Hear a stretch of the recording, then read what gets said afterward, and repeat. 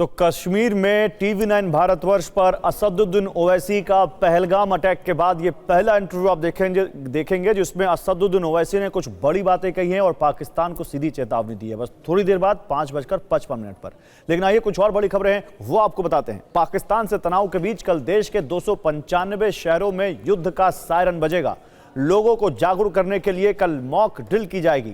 लखनऊ में आज इसकी तैयारी की गई। इस मॉक ड्रिल का मकसद क्या है, लखनऊ से आई इस रिपोर्ट में देखिए। मॉक ड्रिल के इस वीडियो के जरिए लोगों को बताया गया कि जब हमले का सायरन बजे तो बिना देर किए वो सुरक्षित जगहों पर लेट जाएं या फिर सुरक्षित जगहों पर छिप जाएं। जिन तस्वीरों को आप देख रहे हैं उसमें लोगों को बताया गया कि हवाई हमले के दौरान अगर कहीं आग लग जाए तो उस हालात में खुद को कैसे सुरक्षित रखें।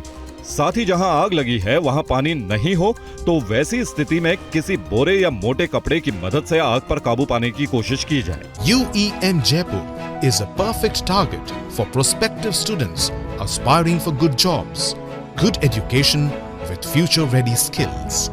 अगर कोई बड़े पैमाने पर हवाई हमला होता है या इमरजेंसी होती है तो उसमें कम्युनिटी, जब संसाधन सरकारी कम पड़ जाएंगे तो उसमें मिनिमम संसाधन से कम्युनिटी कैसे अपना बचाव करेगी, इमरजेंसी में कैसे घायल को ले जाना है, इसकी तकनीकी का ट्रेनिंग हम लोग लगातार देते हैं और ये दिखाने के लिए कल इसका एक्सरसाइज कर रहे हैं। हमले के दौरान किसी परिजन के घायल होने पर उन्हें सुरक्षित जगहों पर ले जाने के तरीके भी बताए गए। इस ड्रिल के जरिए लोगों को यह भी सिखाया गया कि कैसे किसी घायल शख्स का शुरुआती उपचार किया जा सकता है। इस मॉक ड्रिल और हमारी रिपोर्ट का मकसद पैनिक फैलाना नहीं बल्कि आपको जागरूक करना है।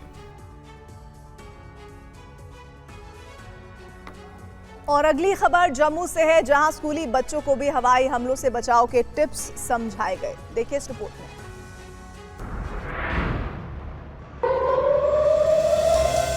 भारत पाकिस्तान तनाव के बीच जम्मू के स्कूलों में भी मॉक ड्रिल जारी है। स्कूली बच्चों को इस बात की ट्रेनिंग दी जा रही है कि अगर क्लासरूम में पढ़ते समय अचानक सायरन बजने लगे तो वो तुरंत टेबल के नीचे छिप जाए। बमबारी के दौरान उन्हें किस तरह से लेटकर अपनी जान बचानी है ये भी समझाया गया। बच्चों को क्लासरूम में सिर्फ वीडियो दिखाकर ही नहीं बल्कि ट्रेनिंग देकर उन हालात का मुकाबला करने का अभ्यास भी कराया गया।